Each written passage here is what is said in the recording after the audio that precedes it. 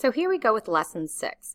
And up until now, we've been using y equals mx plus b, which is the slope-intercept form, to do all of our modeling of linear relations and graphing and that kind of thing. Today, we're going to learn another form of a linear equation that can be really useful. So it's called standard form, and it is ax plus by equals c. That's the equation structure of a standard form linear equation. So you'll notice there are no exponents in here, which means that the equation has a degree of 1, which we know means that it's linear. So of course, any structure of an equation with degree 1 is a linear equation. But the two most commonly used structures are slope-intercept and standard. So standard form is great for modeling word problems, specifically word problems where you're looking at being given a total and trying to find multiple ways of getting that total. Those are the examples that we're going to be looking at.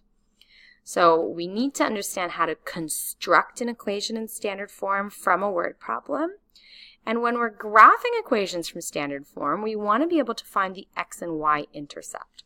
So the x-intercept is the x value when y equals 0.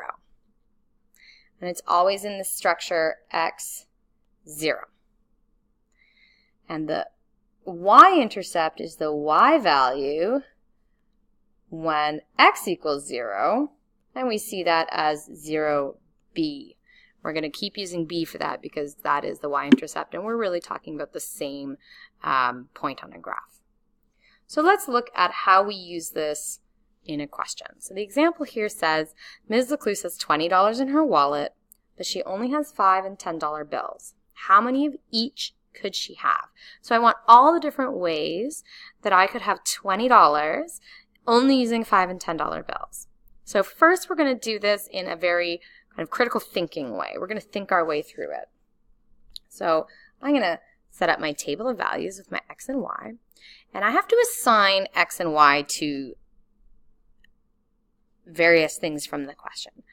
So I'm going to say let x equal the number of $5 bills. So I'm going to have x here as $5. I'm going to have let y equal the number of $10 bills, like that. And so let's think through this. Let's say, okay, say I don't have any $5 bills at all. I have 0 $5 bills. How many $10 bills could I have to have $20? I'm going to need to have 2. So 0, 2 is a solution. Could I have one $5 bill? If I had one $5 bill and one $10 bill, I'm going to have $15. If I have one $5 bill and two $10 bills, I'm going to have $25. So I can't have one $5 bill, but I could have 2. So if I have two $5 bills, it's $10, so I'm going to need one more $10 bill. And then I'm going to get 2, 1 as a solution.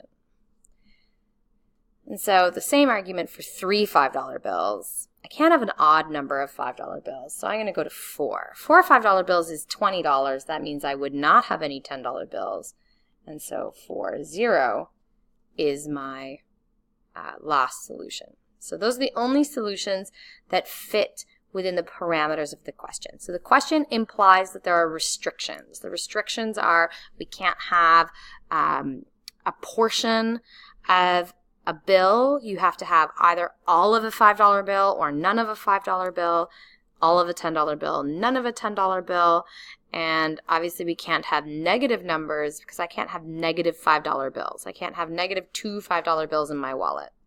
So when we are looking at modeling real life situations, we have to keep in mind that there are restrictions. So how do I translate this, which is an answer that I've thought my way through, into an equation that can make my life a lot easier? We're going to take a combination of information, but mainly from our let statements. So our let x be and our let y be statements. So we know we're going to be using ax plus by equals c. And the thing we always do when we're creating these types of questions is we know c is always the total.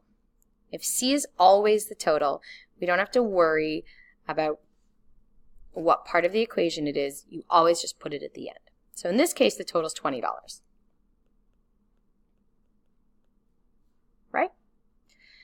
And then we have to figure out what a and b are. We know what x and y are, but how do we figure out what a and b are? Well, a and b are the numbers that let us make x and y into money in this case. So if x is 1, that means I have one $5 bill. How much money is that? Well, it's $5. So to go from 1 bill to $5, I have to multiply a by 5. And y is the number of $10 bills. So if I have one $10 bill, what does b have to be to make that into money? Not number of bills, number of dollars. I have to multiply that by 10. So what we're going to get is 5x plus 10y equals 20. And that's the equation in standard form that describes this word problem. So now let's look at what we can do once we have the equation. What can we do when we have the equation? Well, we can graph it really easily. There's going to be a lot of situations that aren't as obvious as this example. This example is very easy to think your way through rather than to find the equation and then work that way. So this time I'm going to give you an equation and we're going to look at trying to use it quickly and simply. Okay, so we're going to find the x and y intercepts from this standard form equation. Why are we finding the x and y intercepts? Because that's the easiest way to graph it. And when you have a complex equation, a graph is the easiest way to find all the solutions rather than having to go through and try one and try the next and try the next. You graph it and the solutions show up on the graph. So let's take a look at how that works. First, we're going to find the x-intercept.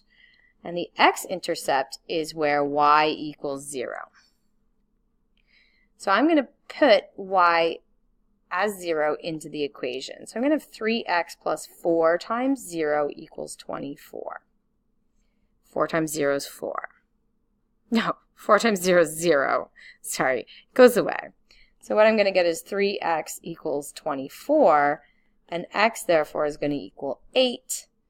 Meaning that the x-intercept is 8, 0. Let's find the y-intercept. The y-intercept is where x equals 0. So I'm going to have 3 times 0 plus 4y equals 24, which is the same as 4y equals 24 because 3 times 0 is 0.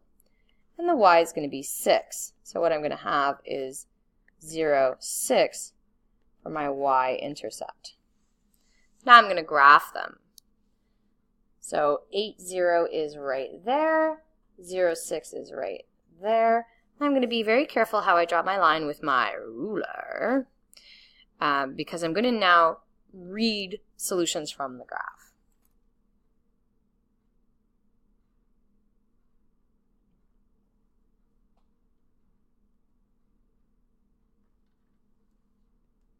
Okay, I've drawn my line, I've got my arrows indicating that in the context of this equation it is a continuing, but in my restrictions I have to have whole numbers and positive numbers depending on the question. So we'll assume this question has similar restrictions.